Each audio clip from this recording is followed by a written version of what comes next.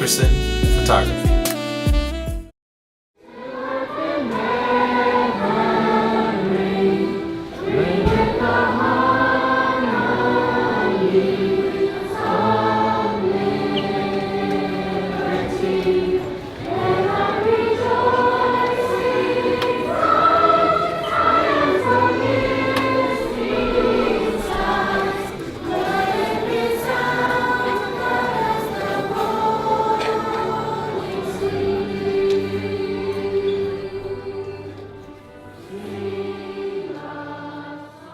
And now, without further ado, I have the pleasure of introducing one of our scholars that will lead us tonight. Love Mia Lee is the daughter of Yolanda and Gordon Lee. Her favorite color is red. She is in one of the best fifth grade classes we have here at Sheehy, Miss Hay Williams. She is a very gifted student, and in her spare time likes to eat, watch TV, and take naps. Sounds good to me. When she grows up, she wants to become a lawyer. And our mistress of ceremony for this evening, let's give a warm round of applause to Miss Love Lee.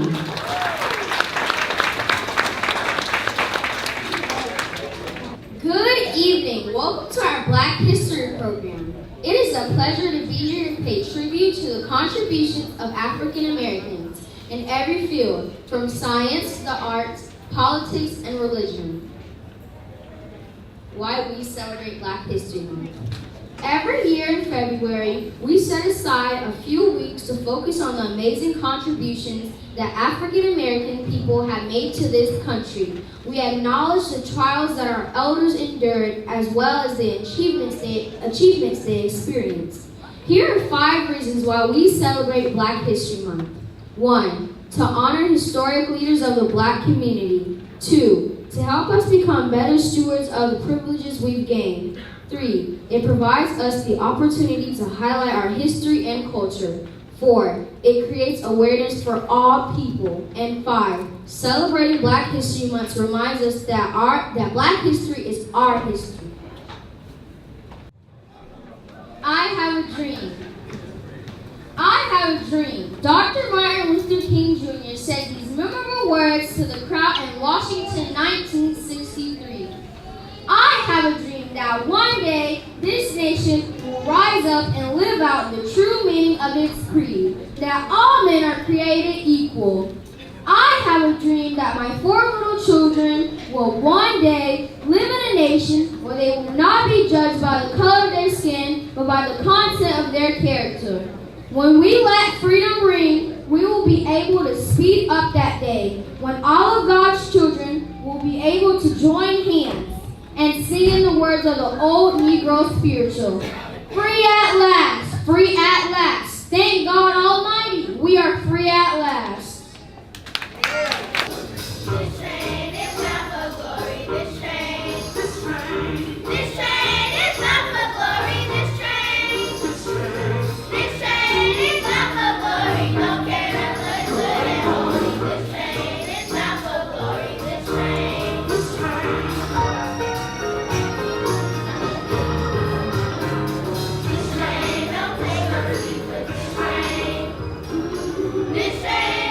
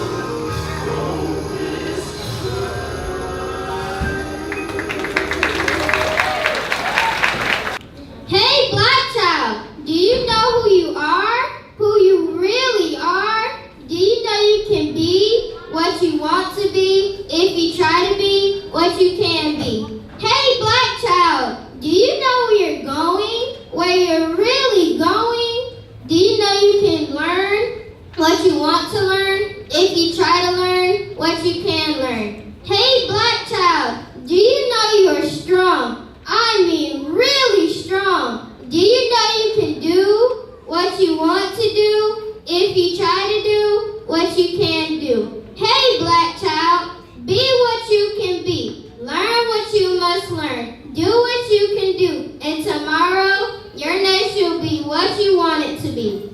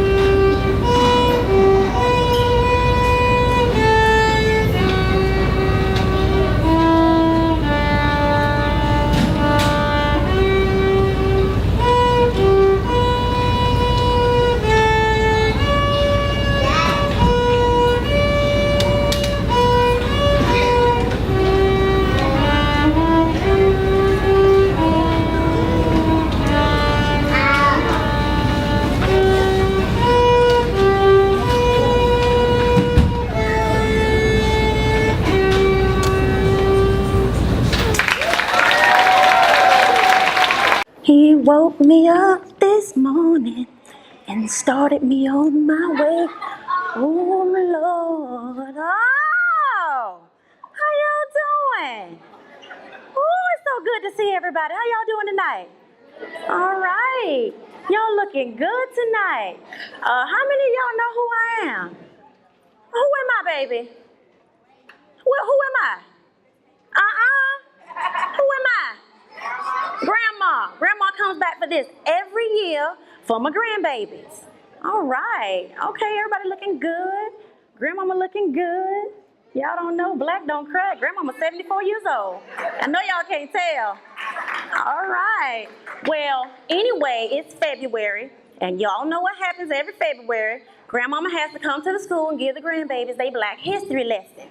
So, speaking of my grandkids, anybody seen them? Where my grandbabies at? Right here. Oh, get on over here.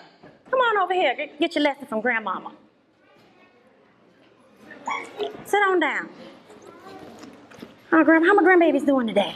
Good. Somebody's missing. Where's your brother? Not here. Where's your brother? Here. Not here. See, now I'm gonna have to call his daddy. I can't believe he didn't bring him to school today. Okay. Well, Grandmama's here to give you your Black History lesson, so I got a question for you. Have you been getting it in class? No. No. You know what?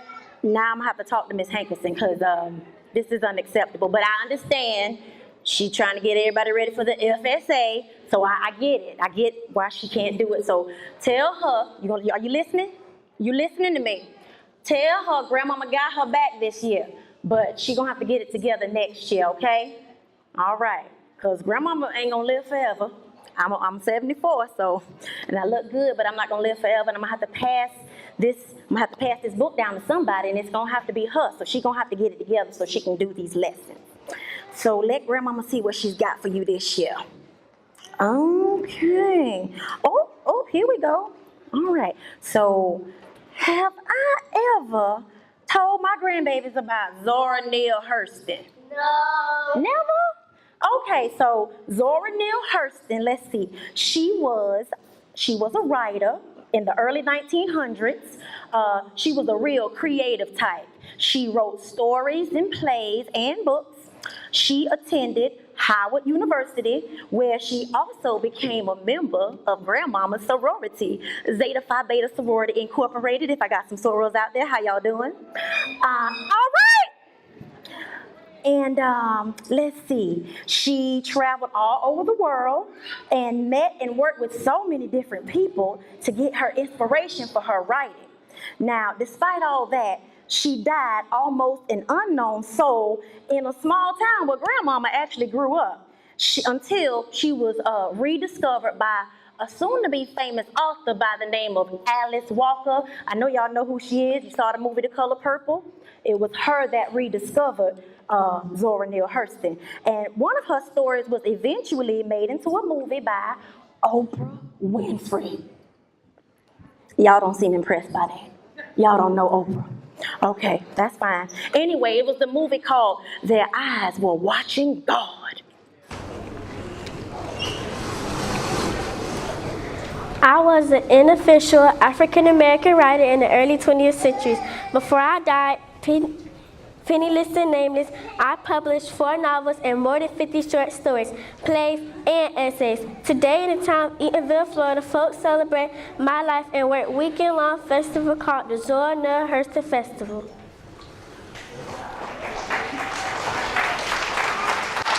Yes, ma'am. And if you've never been to the Zora Neale Hurston Festival over in Eatonville, you need to check it out. It's a wonderful event. Let me see who else I got for you babies this year. Oh! Did I tell y'all about Mamie? No. You ain't never heard of Mamie Peanut Johnson? No. Look at here. Mamie Peanut Johnson. They called her Peanut because, now this is funny, because one time when she was pitching, because you know she played for the Negro Leagues. One time when she was pitching against men, of all things, one of the players looked at her and said, "I ain't scared of her. She ain't no bigger than a peanut." Now, she was a little old thing, but boy, could she throw a mean fastball. She made him regret that after she struck his smart mouth butt out. Now, back then, there wasn't a girls' team for her to play on, so she played with the boys. And even though they eventually started a girls' team called the All-American Girls Professional Baseball League, they didn't let the black girls play. They laughed at the black girls when they tried out for the team. So she and a couple other ladies played on the men's team, which was fine with Mamie because she ain't throw like a girl anyway.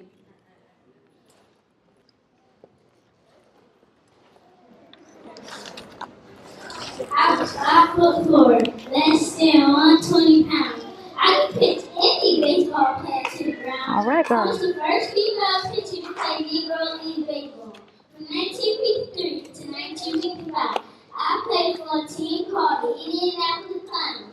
Don't laugh, that was really the team name. Yes, ma'am. That Peanut, she was a real tough cookie. Now, have I ever, oh yeah, here we go. Have I ever told y'all about Alan Allensworth? No. You ain't never heard of Alan? You ain't never heard of Alan?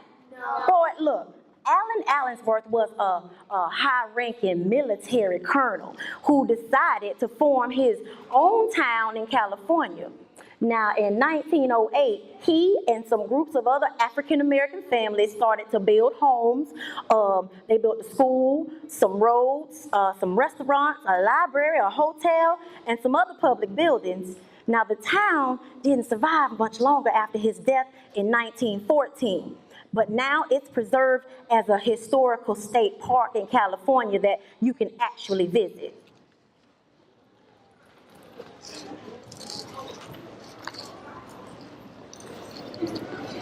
I was a former slave who retired from the military as the first African American to reach the rank of lieutenant colonel.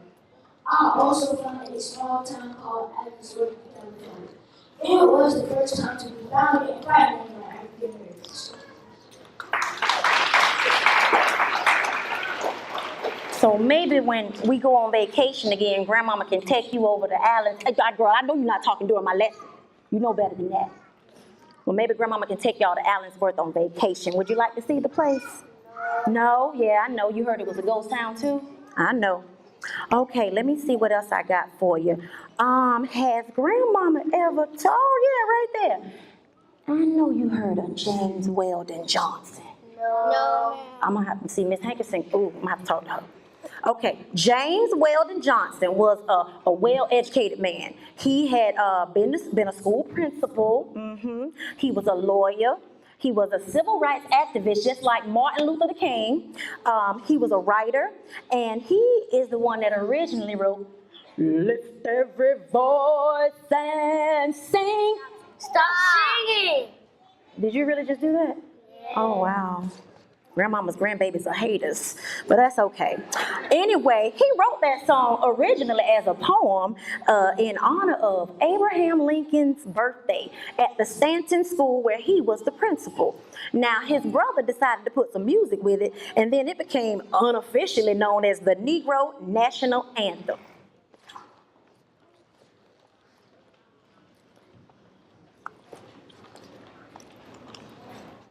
I was an author, an educator, a lawyer, a diplomat, and a songwriter. I served as the executive secretary of NAACP. I am most famous for writing the song "With Every Voice and Sing" that started as a poem, later then had music put to it. Later then, it was known as the Black National Anthem.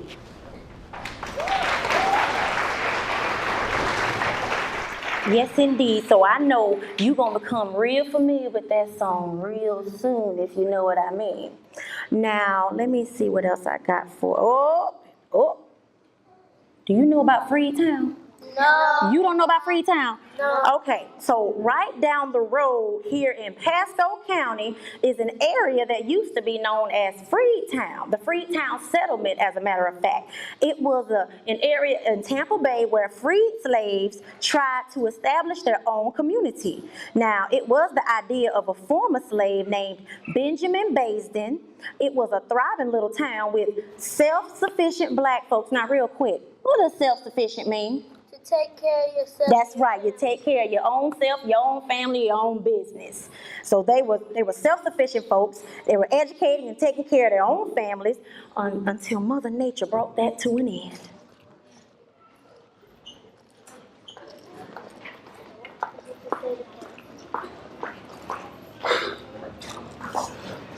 We are the residents of Freetown.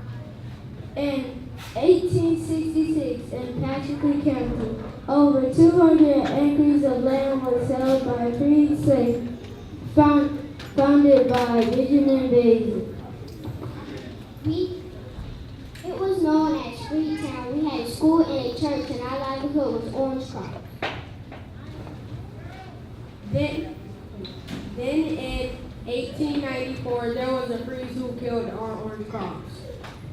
Another cold snap that came in 1895 that permanently ended our economy into our dismantle and settlement. Yes, Mother Nature put an end to that, dismantled their little settlement. It was the freeze of 1894 and then another freeze in 1895. Now, children, that's all I got for you today, but do you see the great people you come from? Yeah, do you see the greatness that you are? Do you really see it? Do you feel it? All right, so Grandmama just needs you to do a couple of things for me, okay? What does Grandmama always tell you to do? Repeat after me. Mind your mama. Mind your mama. Mind your daddy. Mind your daddy. Mind your teacher. Mind your teacher. And mind your manners. And mind your manners. And you should be all right if you do those things. Now, didn't I promise to teach you that song? Yeah, get up. Your grandmama teach you that song. You come on here. You ready? On 3. 1, 2, 3. Lift every voice and sing till earth and heaven ring. Thank you. Thank you. Come on, babies.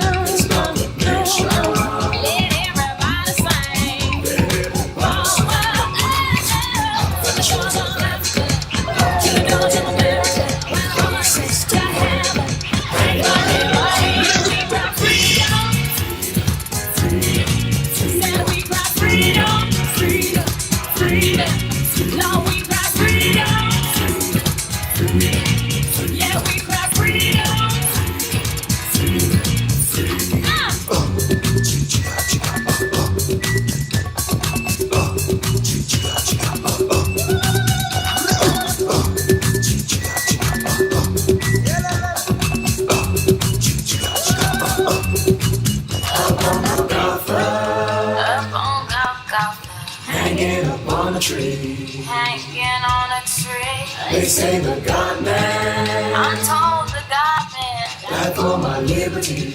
died for my liberty. He heard me crying from my captivity, and so he came down to deliver me.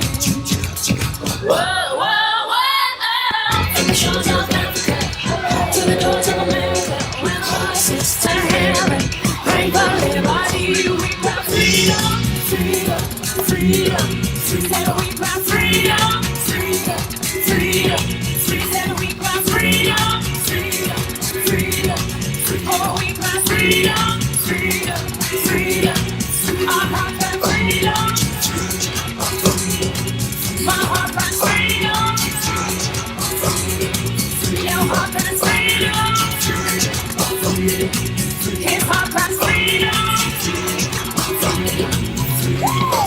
I'm gonna get my shout out. I'm gonna get my shout out. I'm gonna get my shout out. Get a shout out. Right now. Get a shout out. Get a shout out. Get a shout out. Excuse me for one moment as I get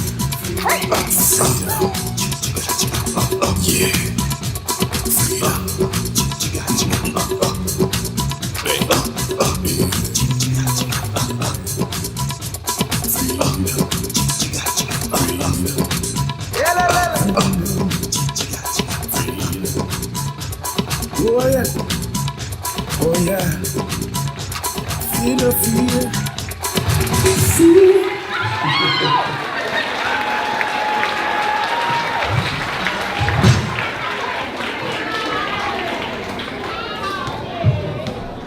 I have a dream. I have a dream. Dr. Martin Luther King Jr. said these memorable words to the crowd in Washington, 1963. I have a dream that one day this nation will rise rise up and live out the true meaning of its creed, that all men are created equal. I have a dream that my 4 little children will one day live in a nation where they will not be judged by the color of their skin, but by the content of their character. When we let freedom ring, we will be able to speed up that day, when all of God's children will be able to join hands and sing in the words of the old Negro spiritual. Free at last, free at last. Thank God Almighty, we are free at last.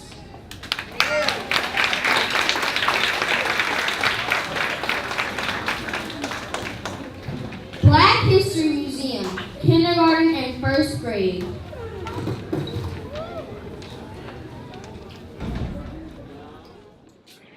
As slaves to freedom through the Underground Railroad, I am Harriet Tubman.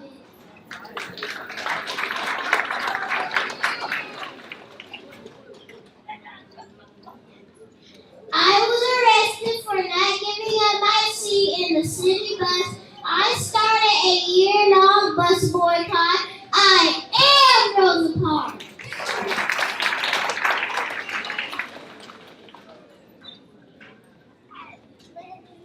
I won 4 gold medals for America in the 1936 Olympic Games in Berlin. Jesse Owens. I am Jesse Owens.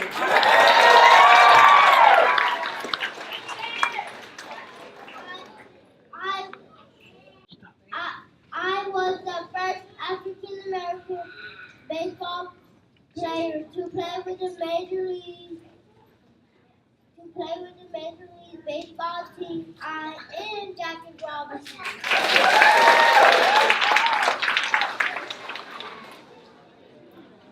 I played for 14 seasons with the NFL. I was drafted in 1995 in the first round by the Tampa Bay Buccaneers and won the Super Bowl in 2002. I am Derek Brooks.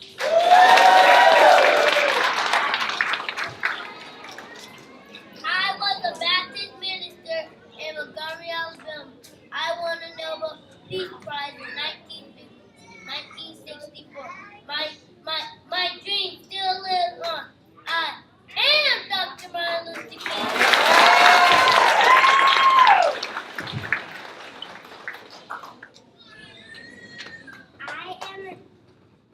I am an American lawyer and writer. I was the first African American First Lady of the United States of America.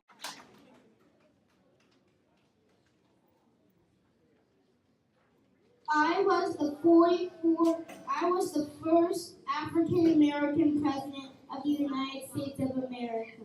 I was the 44th president to serve 2 consecutive terms. I am Barack Obama.